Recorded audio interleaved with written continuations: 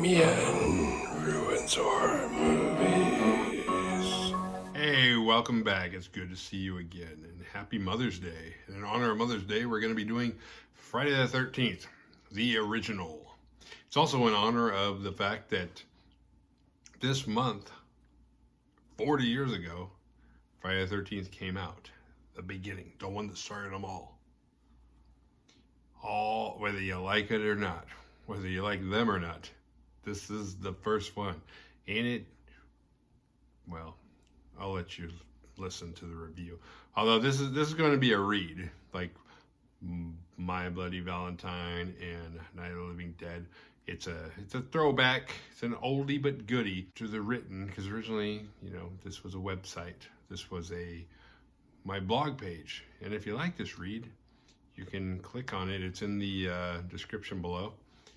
And you can read, there's like 150 to 200, there might be more than 200, I don't know, blog reviews that I stopped doing because people don't read anymore, apparently, or I suck at writing.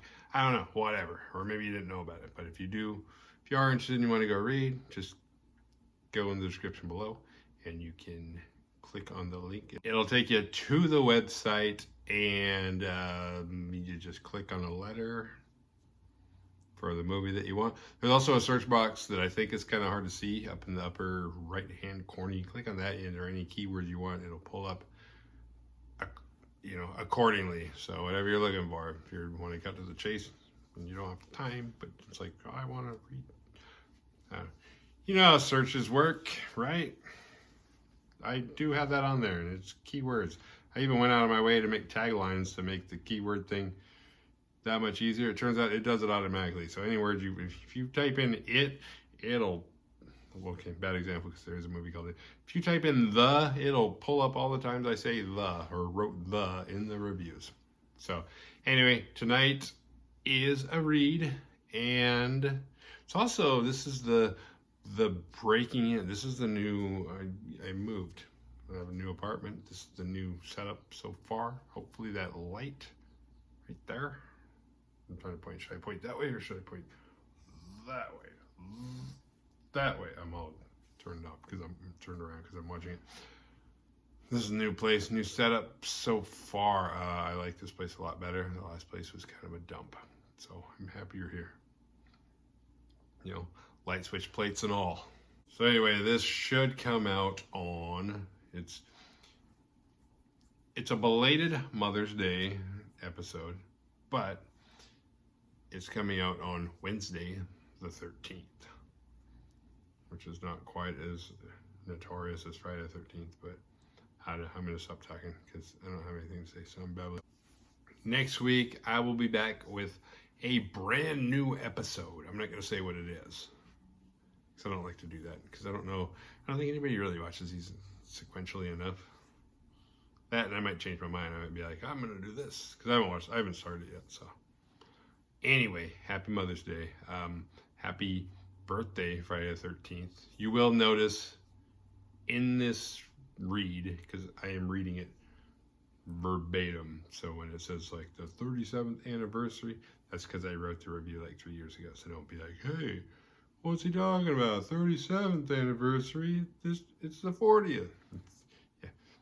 It's an old review. All right. See you at the end. Actually, I won't.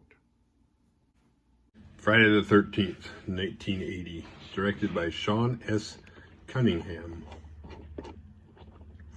This film opens at Camp Crystal Lake on June 13th, a Friday night in 1958. There's a POV lurking about. After campfire songs, two counselors sneak away to have sex. They get caught and they get killed, but it seemed like they knew the killer. After the opening credits, we jump ahead to Friday, June 13th. And although this movie was made in 1979, June 13th fell on a Wednesday that year, thus making this movie take place in 1980, which means it took place a month and 4 days after its release in theaters on May 19th. Or May 9th. Coincidentally, it is May 9th as I write this. 37th year anniversary. Annie is backpacking to Camp Crystal Lake, where she landed a job as a cook. She stops by a diner and asks how far away Camp Crystal Lake is. The reaction she receives from the patrons is much akin to the reaction Jack and David get at the Slaughtered Lamb in American Werewolf in London. Granted, that movie didn't come out until 1981. One of the patrons calls it Camp Blood. It's 20 miles away, and Enos, the oil truck driver, is elected to drive her, but only halfway. On the way to the truck, they are accosted by Ralph, the Prophet of Doom, who tells her not to go because it's cursed. Enos tells him off, and Annie thinks nothing of it.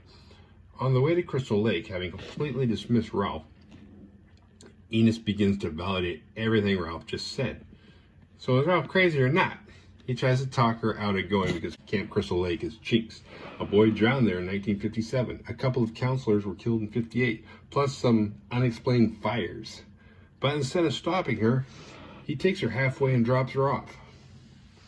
A Jeep pulls up and Annie hitches a ride with the POV. The POV drives fast and deliberately misses the turn to Crystal Lake, so Annie bails out of the moving vehicle. She is then stalked through the woods until getting her throat slashed. Needless to say, Annie never makes it to Crystal Lake. Meanwhile, at the lake, instead of working, while Steve Christie, the boss man, goes to town, the counselors, Alice, Brenda, Bill, Jack, Marcy, and Ned, play and hang out in the water while being watched by the POV. A cop, Officer Dorff, stops by looking for Ralph. Officer Dorff has watched too many episodes of Dragnet. He harasses the teens before finally being pulled away to do actual police work. It turns out Ralph was in the cabin hiding in the pantry. He is a messenger from God on a girl's bike, warning them that they are doomed if they stay. If his message was so important, why didn't he just knock on the front door instead of hiding in the pantry? I've got important news if you can find me.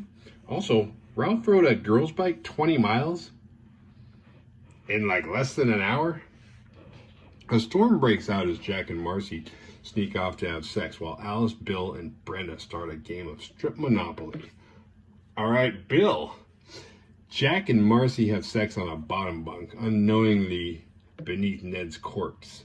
Afterward, Jack lights a post-coitus joint while Marcy goes to the bathroom. He feels a drop of blood hit his face before an arrow stabs him through the thigh beneath. Marcy gets an axe to the face in the bathroom. Meanwhile, Steve's at the diner. On his way back to camp, he has car trouble. Luckily, he has a raincoat, and a cop picks him up and gives him a lift. Brenda leaves the game of Monopoly, but instead of putting her clothes back on, she just puts on a raincoat. She goes to the bathroom and brushes her teeth.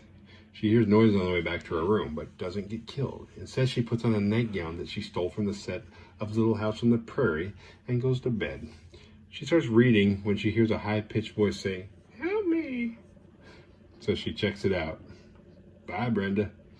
Bill and Alice look for Brenda. They find a bloody axe sleeping in a bed. The phones are dead and the truck won't start.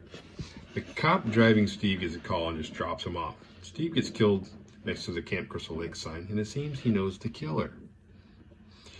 Bill goes to check on the generator, and Alice somehow goes to sleep. I mean, sure, all her friends are missing. She found a bloody axe. The phone lines are cut. The truck won't start, so she's essentially stranded. What better time for a cat nap? She wakes up abruptly shortly thereafter and makes some coffee. She then goes out to look for Bill and finds him dead. Like, really, really, really fucking dead. Deader than all the previous victims. Dead! Alice doesn't know it, but she is the last survivor. She goes back into the cabin and tries to barricade the door so no one can get in, which is kind of futile because of all the windows in the place. Brenda's corpse crashes through one of the windows. A Jeep arrives, the same one that picked Annie up earlier. It's Mrs. Voorhees, an old friend of the Christies. She kind of looks like Ron Perlman. Mrs. V brings Alice and the viewer up to date. She was working at the camp the day Jason drowned. She was the cook. Jason was her son, her only child.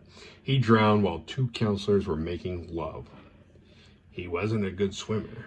They should have been watching him better. It's not like she dropped him off and was out of touch, though. 22 years later, Mrs. V clearly hasn't come to grips, and apparently she believes that all camp counselors are evil. That's right, plot twist. The slasher is a woman. Alice knocks Mrs. V down and makes a break for it, which is when she one by one discovers her friends' corpses. Alice goes back into the cabin, and Mrs. V proceeds to repeatedly slap the shit out of her, then throws her onto the coffee table. Alice gets up as if she suddenly realized Mrs. V has got to be about 50 years old, and she punches her in the gut, then delivers a huge right hook to the chin, but then she runs away. Mrs. V finds her again, and this time she has what appears to be a machete. However, she keeps getting the worst of these exchanges. Alice knocks her out again, and then leaves again. Instead of trying to steal Mrs. V's Jeep, she goes and sits in a canoe. Miss V finds her, and after a struggle, Alice gets the machete, doubles back, and chops off Mrs. V's head. Alice may have a mild case of narcolepsy. For some reason, the cops show up in the morning, as Alice awakens to an ending that mirrors the ending of Carrie. Only instead of Carrie's hand popping out of the grave, it's little Jason popping out of the lake and grabbing her. She wakes up in the hospital and asks what happened to the little boy. We didn't find a little boy. Friday the 13th is Jason's birthday. After watching sequel after sequel of this series, it's easy to overlook the significance of the actual day, Friday the 13th, because it is a cool title. I like that they are subtle about it and not rub it in your face for 90 minutes. The film captures everything a prequel or remake tries to do. We get Jason's origin, but no actual justification for how he keeps coming back to life. He's present throughout the movie without being seen until the end. Poor Mrs. V. We'd do anything for our loved ones once they are gone. Maybe if we did more while they were here, they'd still be here. Chances are Mrs. V just wasn't a good mother to begin with, and now she's looking for anyone other than herself to blame for her son's death. The Badass Award goes to Alice for not only killing Mrs. Voorhees, but for doing it in such a brutal way. Decapitation. Granted, she had her moments where she would hit and run, which became the standard after 1980, but when it came down to it, she did what it took. What did we learn? Survival tips! Don't have sex when you're supposed to be working. Don't hitchhike. Listen to the messenger from God when he tells you to turn back. If you enjoyed this video, hit like, subscribe, share. Go to the Facebook page and like the page too. That way you're constantly updated and bombarded with me. Until next time, see ya.